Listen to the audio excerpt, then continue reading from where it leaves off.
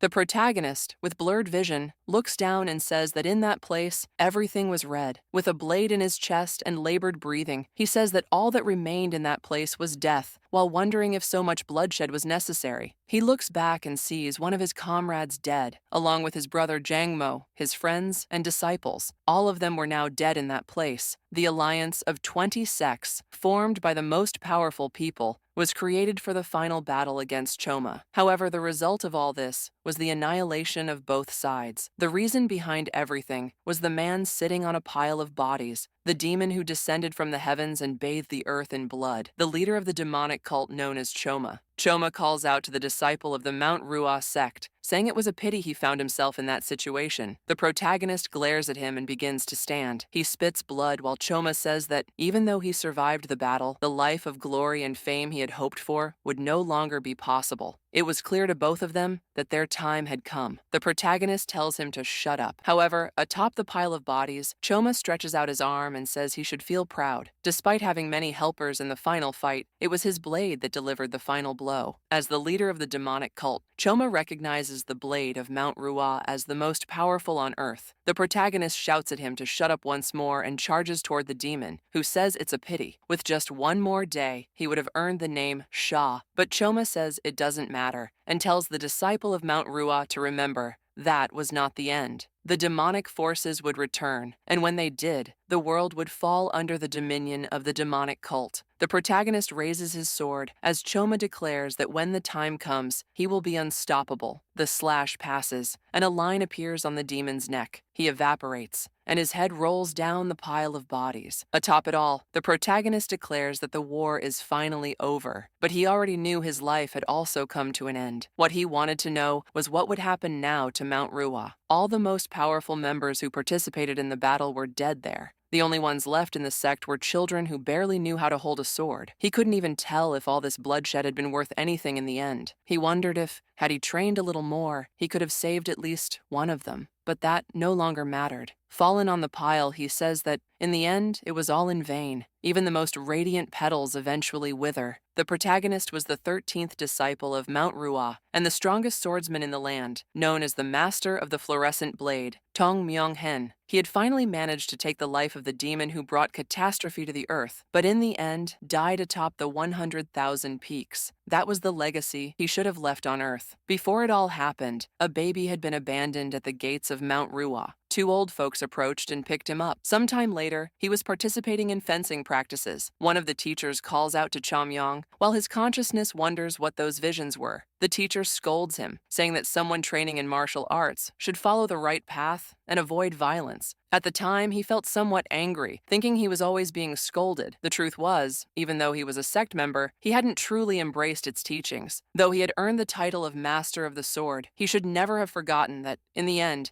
he would have had nothing in this life without Mount Hua. One of the sect's masters asks if he has any regrets. In his own unconsciousness, Sol Chumyong says he does. He had countless regrets and wished he had adhered more strictly to the sect's teachings. Perhaps that way, he could have become an even stronger warrior and somehow changed the outcome of this terrible situation. Jamin, however, tells him he shouldn't regret it because all of this was part of the sect's destiny. Jamin was sure Mount Hua would continue to exist. The scene then shifts to a boy getting hit on the head inside a tent. A fight was happening. A boy tries to defend himself from the attack, asking where Tio Ma is. The person in front asks what business he has with Tio Ma. The boy, carrying a stick, says he doesn't know who that is and declares himself a stinking street rat. Everyone was demanding money, yet there he was, sleeping as if he owned the place. The boy, confused, wants to know what's going on as it seemed like a midget was threatening him. The boy who woke up tells the attacker to put down the stick before he gets a beating. But the boy on the ground is losing patience. He claims that, as far as he knows, not even the leader of the beggar sect would treat him like this. But the boy raises his arm and declares that now he's done for. The protagonist extends his hand, saying he'll have to teach this boy a lesson. However, he notices something odd. The stick is coming at him, and he wonders why the arm is so small. He wouldn't be able to block it and takes another blow to the head. The boy mocks him, calling him shameless, and starts beating him multiple times. At this moment, someone else enters the scene, but upon seeing the beating, decides to leave. Sometime later, the boy, nose bleeding, is sitting by a river, saying he's never been beaten so badly, not even at Mount Hua. But one day that scoundrel will pay. Then he goes silent, looking down and wondering who that child is in the reflection of the water. It seemed like one of those Buddhist reincarnation beliefs, as he reflects that, if this were true, he should have been reborn as a Shaolin monk. Someone appears behind the boy, who turns and addresses them. Tongmyong tells him he saw the fight and ran off. The boy apologizes, saying that Choma is sometimes like that but went too far today. Suddenly, the protagonist raises a finger and says he'll ask a question. No, actually 2 questions. The boy is confused and silence fills the air. Tongmyong asks if the boy is a beggar. The boy replies that it's obvious from his clothes. Furious, Tongmyong crouches, asking what kind of cursed reincarnation this is.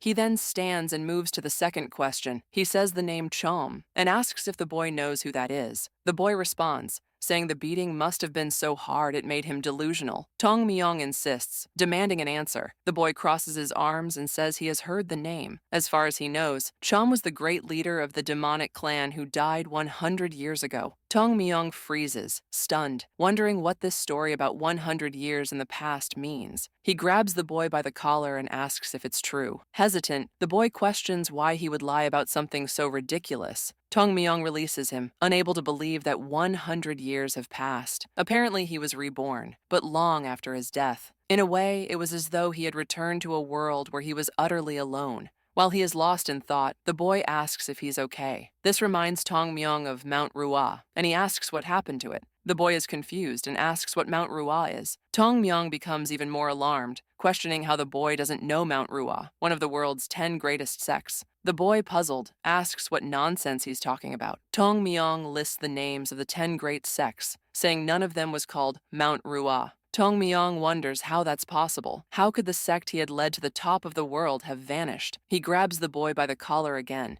who fears another beating is coming. Tongmyong shakes him, demanding to know how these weak sects became some of the strongest in the world while Mount Hua disappeared. The boy, being shaken, recalls hearing the name before. He says there is a sect like that in the Shaanxi region. Tongmyong feels a glimmer of hope, but the boy clarifies that as far as he knows, it's not one of the top 10 sects. Tongmyong becomes pensive. From what he remembers, that sect is in ruins. The poor protagonist cannot believe how Mount Hua, once one of the most renowned sects in the world, has disappeared. He releases the boy, saying he must see it for himself to believe it. Clenching his fists, he declares he is heading to Mount Hua. The boy finds it amusing and warns him to return soon to the river community, or he'll starve to death. Tongmyong tells him to shut up and declares he'll have to answer many questions. He then beats his chest and asks the boy's name. The boy stands and asks what kind of beggar has a name. Everyone calls him Cho, but it doesn't matter. Tongmyong asks his age, but the boy replies that no beggar knows their age. Tongmyong accepts this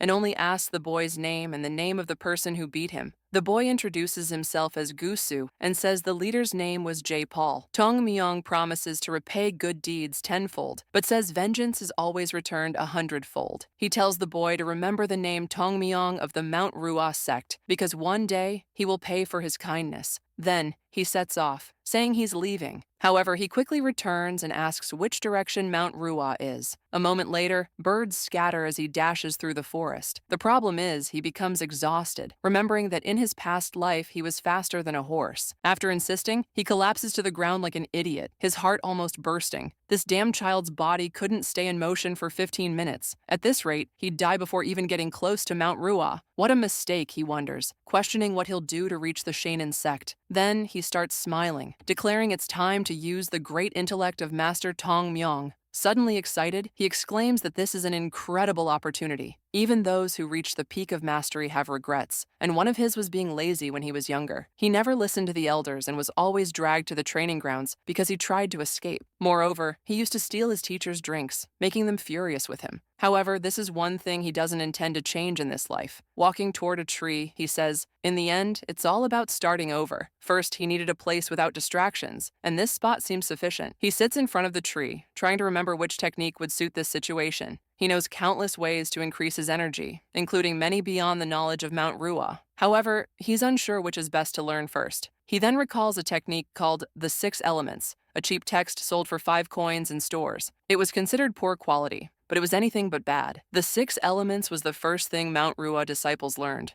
It wasn't extraordinary in any way, but it allowed the practitioner to purify their body. It was a fundamental technique for those who weren't in a hurry, perfect for creating an extremely solid foundation. Slowly, he starts gathering energy within his body. Strange roots rise up around him as he purifies the energy bit by bit, collecting it at his center. That small point of power marked the beginning of his entire journey in this life. He then stands, proclaiming that this tiny grain would be the start of an unstoppable avalanche. However, as he rises, he collapses again like an idiot, realizing he spent all his energy just achieving this. He remembers that Brother J-Mo always said his problem was not using his head properly. Lying on the ground, he wonders how he'll ever make it to Mount Hua at this pace. The scene shifts to a bustling city. Some boys run into an alley, calling their leader and complaining about a new beggar taking their coins. The younger boy, they say, is drawing everyone's attention and money. Furious, a mohawked boy stands, declaring he'll show the new kid how things work in their zone. The others cheer, urging him to lead the way. Later, the scene shows a young boy sitting against a wall, eating. It's obviously Tong Myung. The boys approach, shouting for him to stop pretending he can't hear them.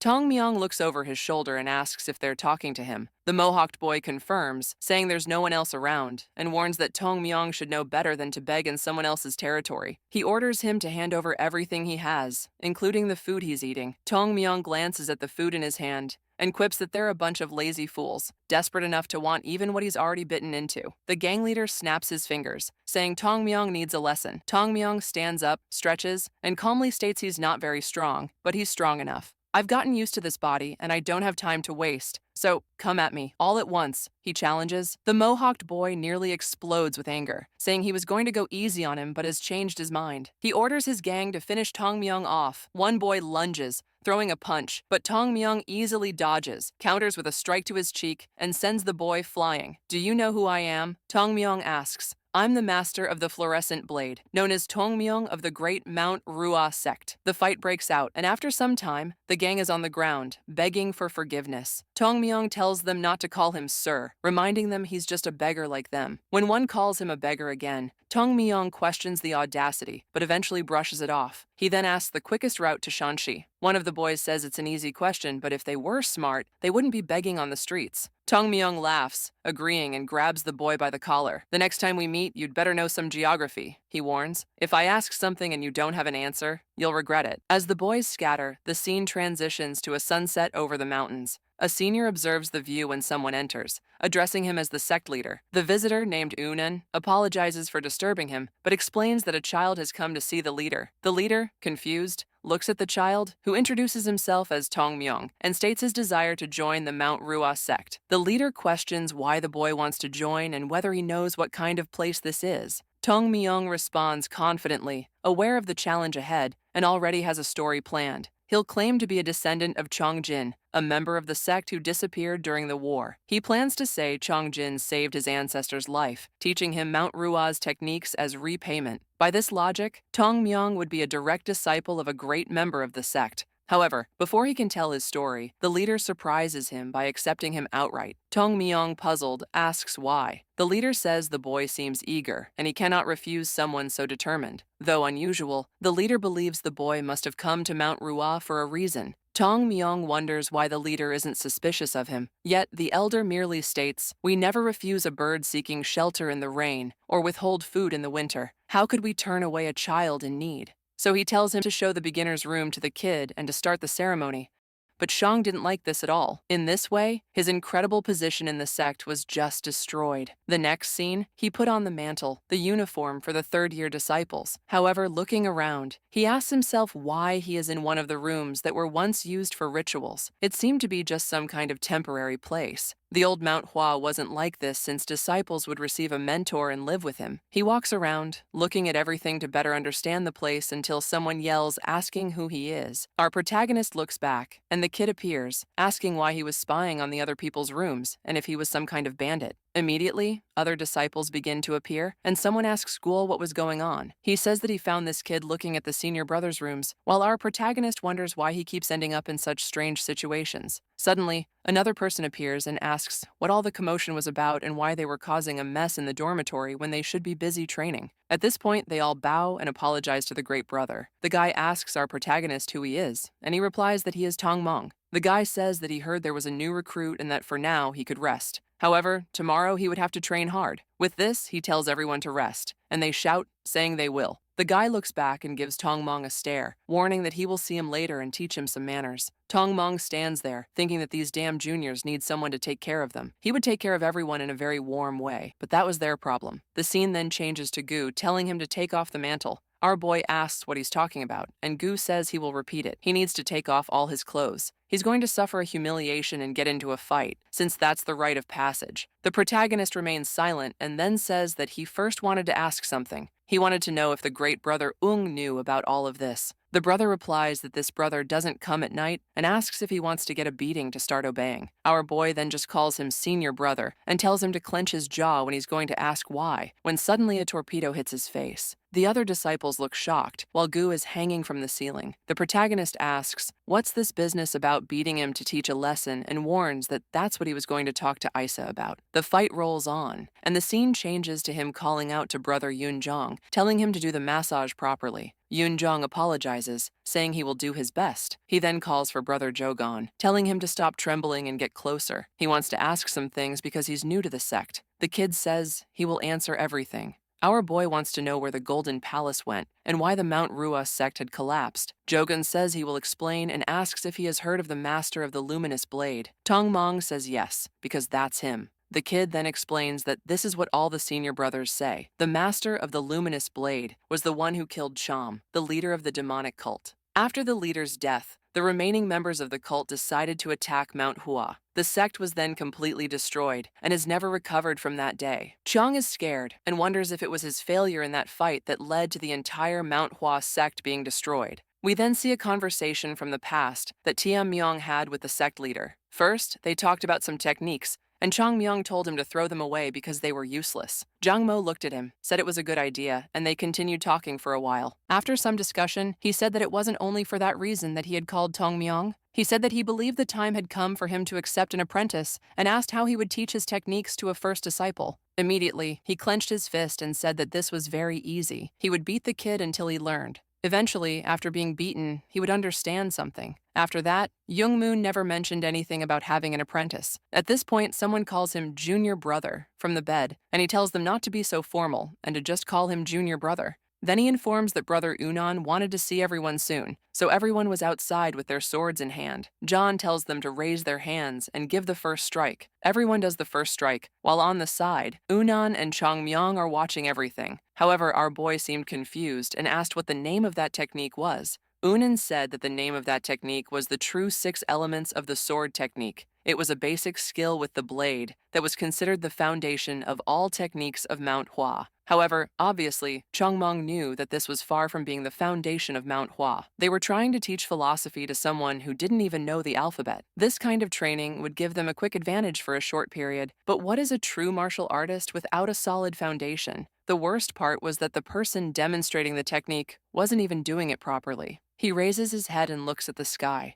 seeing that it was clear and empty, just like the future of Mount Hua. He didn't even know where to begin fixing something like that. He then calls the boy next to him, who is startled and asks what's going on. Chong Myong wants to know what else they learn in this place. The boy explains that after this technique, they would learn the technique of the 7 sages, and after that, they would go to the Hall of Bloom and study the technique of clarity of the sword. Tong Myong didn't seem excited about any of that. The boy continues, saying that after that, they would learn the pinnacle of Mount Hua martial arts, the great technique of the pacification of the sword. However, our boy remembers that Jameis kept this technique a secret because it wasn't effective enough. It was exactly the technique he told them to throw away and remove from the library. But now, the trash he told them to discard was being considered the pinnacle of this place. He wanted to know what had happened to the 24-strike plum blossom technique. The teacher keeps scolding them, telling them to take the training seriously. The scene then changes to night, and our boy calls Brother Gil. He asks what's wrong, and our boy says he already told him to relax. He then says he has a favor to ask and tells Gil to gather everyone at 5 in the morning tomorrow in the training hall. Moreover, there are some things he needs to prepare. He starts naming some items, saying that he wants 5 of these for each person. After a while, Gio asks if he's sure, and Tong Myong just smiles and asks if he thinks he won't be able to do it. Obviously, the boy says he can do it without any problem. Our boy then sends him off and says he loves how helpful he is, but our protagonist stays there thinking.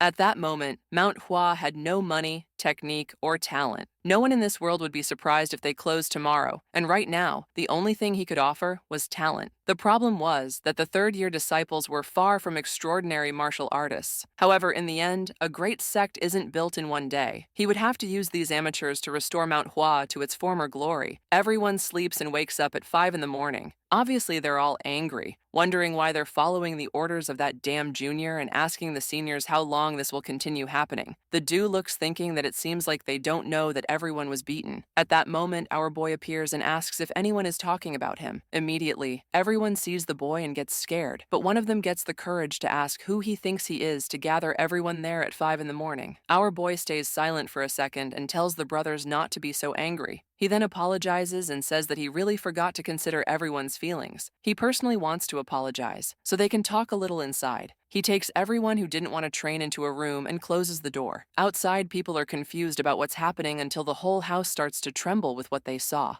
This movement seemed sudden, but clearly something was happening. 1 second later, everyone runs out desperately from inside. They form a line, and Chong Myong says that now they seem to be motivated. He then says that from that day on, the physical training for everyone would start at 5 in the morning. He calls everyone useless senior brothers, and only then does the sun start to rise. He wakes up in his room and wonders why none of the disciples came to say good morning to him. This could only mean that everyone was still asleep, probably because of the new disciple, who they must have been bothering all night. He leaves his room, saying that he really needs to teach everyone a lesson. He thought Yunjong would keep the place in order, but apparently it wasn't like that. Then he gets confused, seeing everyone exhausted and lying on the floor. He wants to know why that bunch of kids looks like they're all worn out. Immediately, he yells, asking what happened there and what all this mess was. People start staring at each other, and immediately, Un doesn't realize they're hesitating to answer this question. Who had made them so scared that they were even hesitating to respond to him? The most frightening part, though, was that Gio was also there, exhausted. But right in front of him was the new member, Chong, who was crouching with 2 giant rocks. He lifts them and raises another one. They had already gone through 10,065 repetitions. That's when our boy, also looking exhausted, notices Nan's presence. He greets him, and Nan is just observing without understanding what was going on. He can see that the boy is close to exhaustion, but for some reason, he's managing to stay on his feet. He immediately orders someone to bring water, but Tong says he's fine. He drinks a little, and then Nan tells him to tell the truth about what happened in that place. The protagonist says it was nothing special. They just woke up a little earlier to do a small training, and strangely, everyone was so motivated that they decided to stay a bit longer. Nan finds it strange that these lazy people have such a desire to train, but when he looks back, he sees that the guys are scared and quickly realizes that the reason for all of this was Tong Myong. How could they have the courage to call themselves disciples of the Mount Hua sect when they hadn't even been beaten by a kid like him? He should teach them a little lesson.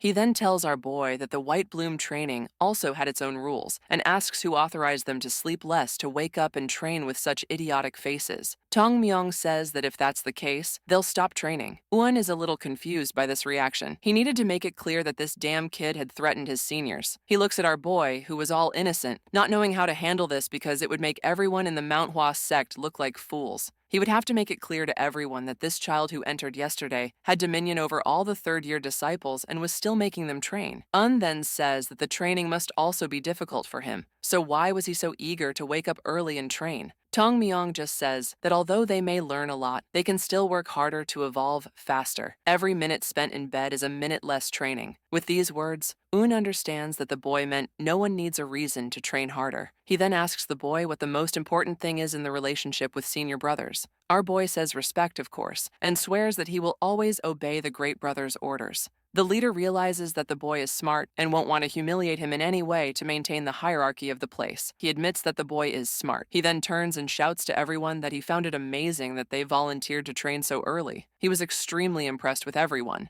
If they keep training like this, he's sure they'll become stronger than ever. However, this wasn't what the people were expecting, and they ask for help. But Un runs off immediately, leaving them abandoned. Tong Myong clenches his fist and asks what kind of help that was. How could they have the courage to say something like that when he was clearly not there to harm anyone? He then asks if they can have another talk inside.